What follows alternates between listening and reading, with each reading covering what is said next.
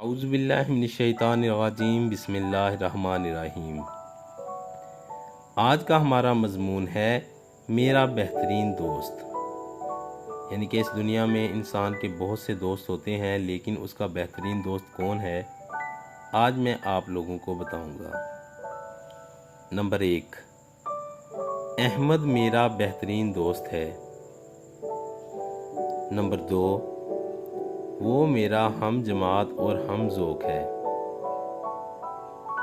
Number 3, वो इम्तिहान में हमेशा अव्वल आता है। नंबर 4, सुबह उठकर हम दोनों इकट्ठे मस्जिद में फजर की नमाज अदा करते हैं।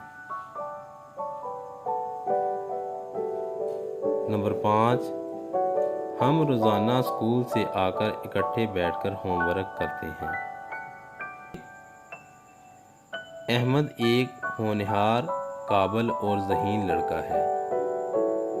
नंबर 7, अहमद हमेशा क्लास में अव्वल और मैं दोम आता हूँ।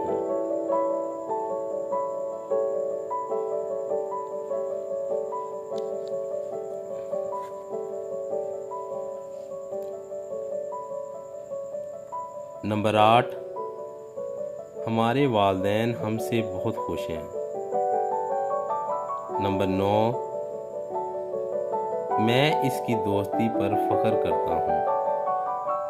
नंबर 10, अल्लाह ताला हर एक को अच्छा दोस्त नसीब करे, जैसा कि मेरा दोस्त अहमद है।